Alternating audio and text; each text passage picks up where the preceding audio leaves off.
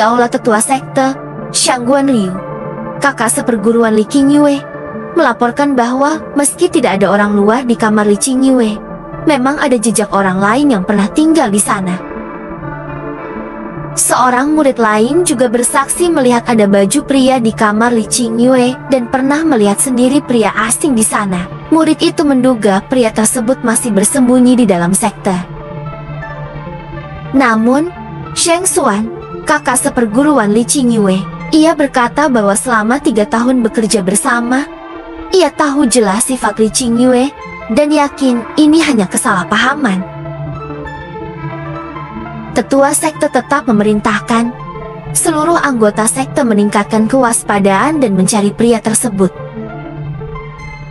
Salah satu tetua kemudian menanyakan pada Sheng Xuan, apakah sudah waktunya kembali ke sekte, mengingat 3 tahun ia hanya menjaga gerbang gunung.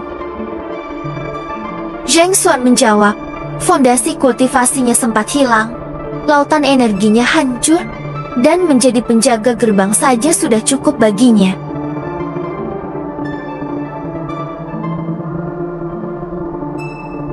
Sementara itu, Li Qingyue dikurung di aula hukuman.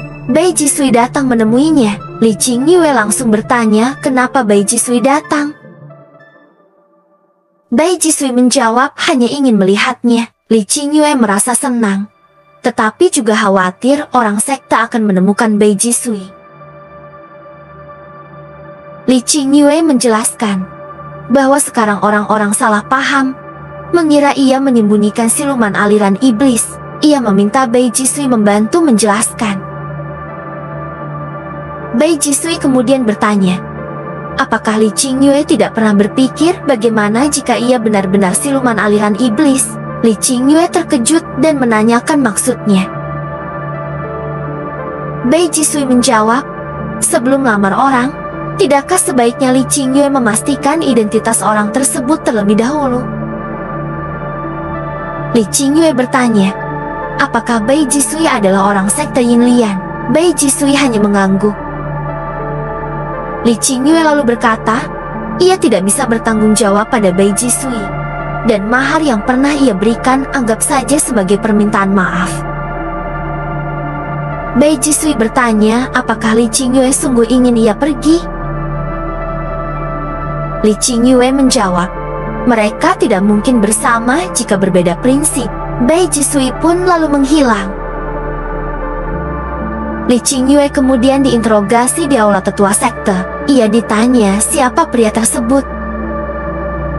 Li Qingyue menjawab, pria itu pernah menolongnya. Tidak punya tempat tinggal, jadi ia izinkan tinggal beberapa hari. Tetapi sekarang pria itu sudah pergi. Tetua bertanya, siapa nama dan asal sektenya? Li Qingyue menjawab, mesti pria itu orang sekte Yinlian. Dia tidak berbuat jahat dan telah menyelamatkan nyawanya. Salah satu tetua marah karena Li Qingyue berani menampung orang sekte Yinlian. Li Qingyue menegaskan bahwa ia baru tahu identitasnya dan hanya tahu namanya Bai Jisui. Para tetua kaget mendengar nama itu. Mereka heran bagaimana Li Qingyue bisa tahu nama kehormatan tetua agung Dacheng. Mereka pun menganggap Li Qingyue berbohong dan memutuskan untuk menghukumnya. Li Qingyue dibawa ke sebuah kolam. Kedua tangannya dirantai. Para tetua hendak menghapus kultivasinya dan mengusirnya dari sekte. Namun, Bai Jisui tiba-tiba muncul untuk menolongnya. Semua orang terkejut. Tetua sekte yang tidak mengenal Bai Jisui langsung menyerang. Murid-murid membentuk formasi untuk menangkapnya. Saat situasi tegang, Paman Guru Xuan Wei keluar dari pertapaannya. Ia mengatakan bahwa jika ia tidak keluar, maka sekte akan menyinggung klan dewa. Xuan Wei memberi hormat pada Bai Jisui sebagai tetua agung Dacheng. Para tetua dan murid sekte terkejut. Bai Jisui berkata, ia datang untuk mengambil pasangan kultivasinya.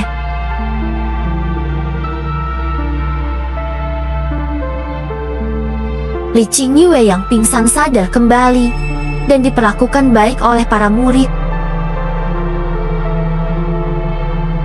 Ia lalu dipanggil ke aula tetua sekte dan terkejut saat melihat Bai Jisui duduk di kursi tetua.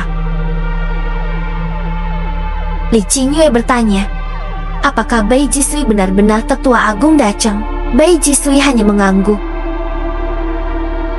Para tetua menanyakan, apakah Li Qingyue yang akan menjadi pasangan kultivasi Bai Jisui? Bai Jisui menjawab benar. Para tetua senang karena ini membawa keuntungan bagi sekte. Mereka bertanya, perintah Bai Jisui terkait pernikahan tersebut. Bai Jisui menjawab bahwa ia sudah menerima mahar dari Li Qingyue, sisanya terserah sekte yang mengurus. Setelah itu, Bai Jisui pun pergi. Sementara itu, Li Qingyue masih bingung dengan banyak pertanyaan di kepalanya. Beberapa hari kemudian, Li Qingyue sibuk menyiapkan pernikahan dini sekte. Semua orang menyambut dengan senang. Gurunya yang bernama Qingyang datang menemuinya dan menanyakan apakah Li Qingyue benar-benar bersedia menikah.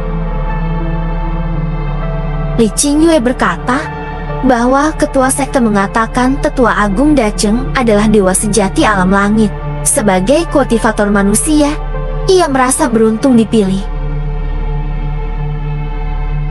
Gurunya mengingatkan bahwa anugerah besar belum tentu hanya membawa kebahagiaan, maka ia harus berpikir baik-baik. Keesokan harinya, Li Qingyue pergi ke tempat pertemuan pertamanya dengan Bai Jisui dan memanggil namanya. Bai Jisui pun muncul, menanyakan keperluannya. Li Qingyue bertanya, kenapa Bai Jisui memilihnya sebagai pasangan kultivasi? Bai Jisui menjawab, ia mengira Li Qingyue sudah tahu jawabannya. Li Qingyue menduga Bai Jisui menyukainya, karena ia sendiri juga menyukai Bai Jisui. Bai Jisui hanya menjawab, ia sudah menerima maharnya dan tidak boleh melanggar perjanjian. Setelah mengatakan itu, Bai Jisui lalu pergi menghilang. Li Qingyue merasa jawabannya sudah cukup. Di sekte, Sheng Xuan melihat Li Qingyue dari jauh dengan perasaan sedih, karena selama ini ia menyukai Li Qingyue tetapi tidak pernah mengungkapkannya. Li Qingyue datang memberinya beberapa obat spiritual untuk membantu Sheng Xuan memulihkan kultivasinya dan berterima kasih atas bantuannya selama ini. Sheng Xuan berkata ia tidak perlu membalas budi dan berpesan agar Li Qingyue menjaga diri. Li Qingyue hanya menjawab, di tempat baru nanti. Ia yakin akan lebih dihargai. Li Qingyue lalu pamit pergi.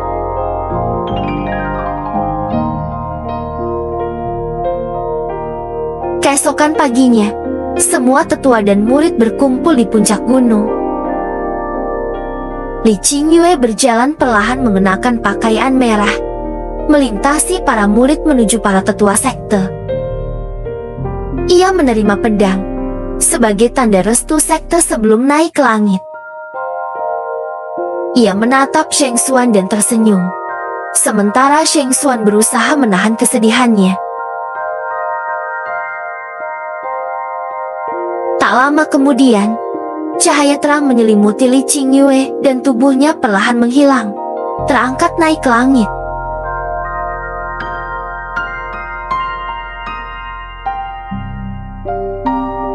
Oke guys, cerita ini belum berakhir. Nantikan kelanjutannya di episode berikutnya. Jangan lupa like dan subscribe agar tidak ketinggalan.